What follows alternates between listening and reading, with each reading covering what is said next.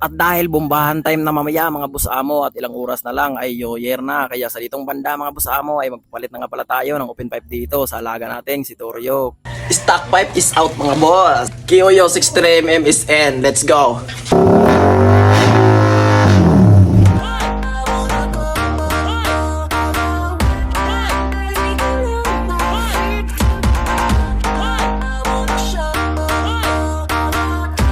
Kaya ngayong araw nga pala mga boss amo ay sasamahan nyo pala ako dahil for this video mga boss amo hindi naman pwedeng mahuli tayo sa New Year. Kaya ito ay kakabit na nga pala natin itong Kuo pipe na 63mm dito sa Raider 150 natin.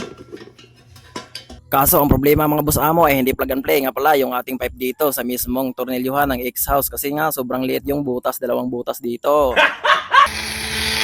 Kaya buti lang mga boss amo ay mapaspas yung utak natin kung kakaisip kung paano talaga natin to ideyahin para lang mapasok talaga ito at masalpak natin to sa motor nating alaga nating si Toryo. Habang nagkakabit nga pala tayo sa pipe natin mga bossing ko ay nanood nga pala yung mga tropa natin dito kaya shoutout nga pala sa inyo. Boss Idol! Ikaw! Ito yun, oh, pang racing o to. Wala. Highway. Pang highway yan. At habang nagkakabit nga pala ako dito mga boss amo ay nanood nga pala yung tropa natin dahil nga excited na daw siya na marinig talaga yung tunog nitong 63mm na pipe natin mga boss amo. Kaso ang problema na naman mga boss amo ay na-backjob na naman tayo dahil meron nga pala tayong itong tatabasin dito mga boss amo, itong mismong lagayan ng spring ng pipe natin kailangan nating tabasin dahil nga sasayad yung ating preno sa likuran. Pero okay lang yan mga boss amo dahil brickless naman yung motor natin sa likuran kaya hindi na din natin magagamit yung ating brake pedal sa likuran. At after ko mga palang nagrinderan dyan mga boss amo ay sigurado talaga ako dyan na malinis talaga yung agi ng grinder natin para na din hindi halata sa mga tropa natin na may tama talaga dyan o may grinder dyan sa mismong elbow natin. Monetize. Kaya sa ditong banda na nga pala mga boss amo ko dahil nga excited na din ako marinig tong tunog ng motor natin kaya kinakabit ko na nga pala mga boss amo at syempre sound check na din natin to.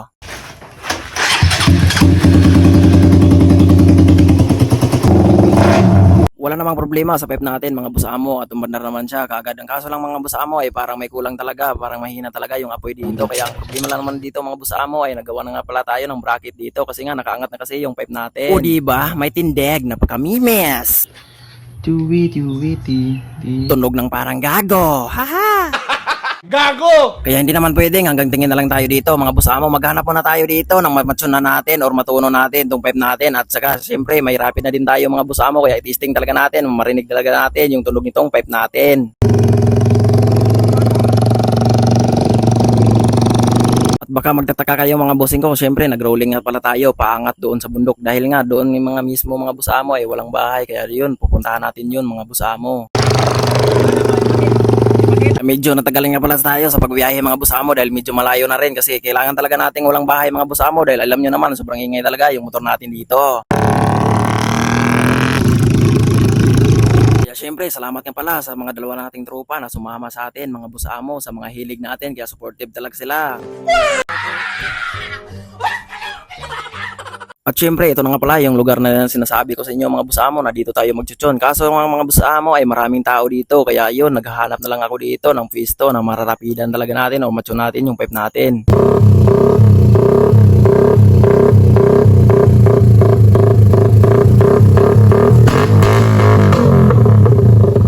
Pasensya talaga mga boss amo dahil konting piga lang yung ginawa ko dito sa motor ko dahil alam nyo naman mga boss amo na dahil sobrang ingay talaga dito sa personal mga boss amo sa video lang medyo mahina. Ay aba mahina naman talaga yung motor ko. Haha. Gago! Kaya sa ditong banda mga boss amo ay pauwi na lang tayo dito dahil wala tayong magawa mga boss amo dahil yung inakala nating lugar mga boss amo na walang tao ay maraming tao kaya hindi talaga tayo na enjoy sa pagchuchon ng motor natin. So para lalabas talaga yung apoy mga boss amo dito sa pipe natin na 63mm Kiyoyo mga boss amo. So bali tinanggal ko na nga pala itong carb natin dahil ang gagawin natin ngayon dito mga boss amo kasi yung jets dito is pang daily lang natin. So bali ang gagawin natin ngayon mga boss amo is overgas natin so palikihin natin tong mga jets na to. So meron na tayong dalawa dito mga boss amo. Tingnan nyo. Siyempre kakabit natin to mga boss amo. So bali napalitan na nga pala natin yung ating slow jet mga boss amo. So bali ang main jet natin is ayan. Kung napansin nyo mga boss amo hindi natin na tanggal. Kasi ayan o. Yun o. Napaksi siya mga boss. Kaya ang napalitan natin mga boss is ito lang itong gasolina yung napalitan natin.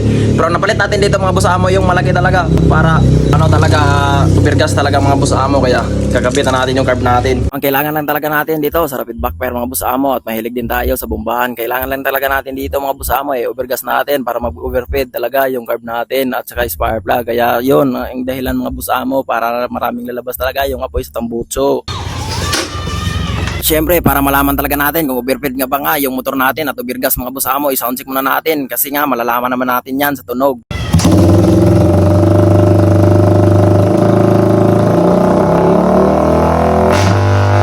Yun, wala namang problema yung motor natin about sa pagpa-andar natin mga boss amo. Lumandar naman kaagad. Ang problema mga boss amo, sobrang taas kasi yung minor natin at hindi natin madyasan yung hangin ng carb natin mga boss amo dahil sobrang overfeed talaga mga boss amo at overgas talaga kaya malakas talaga yung tunog. Kaya check natin uli mga boss amo, baka maging okay na to.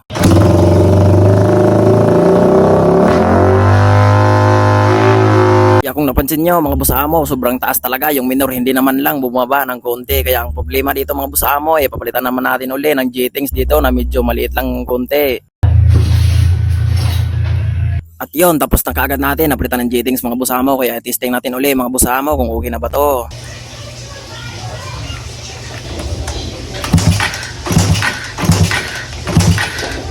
Naku, ang hirap na naman paandarin. Ano bang sakit ng motor na to? Sobrang gahi pa nga yung cable nito. Nagbibigay lang talaga to ng sakit sa ulo.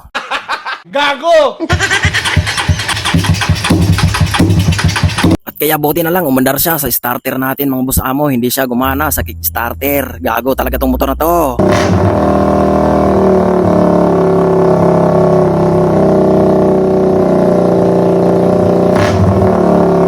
Yun lang pala mga boss amo. Salamat nga pala sa panonood nyo hanggang dulo. Good luck nga pala sa bombahan mga boss amo na sana'y walang sasabog na motor. Yun lang. See you sa next video.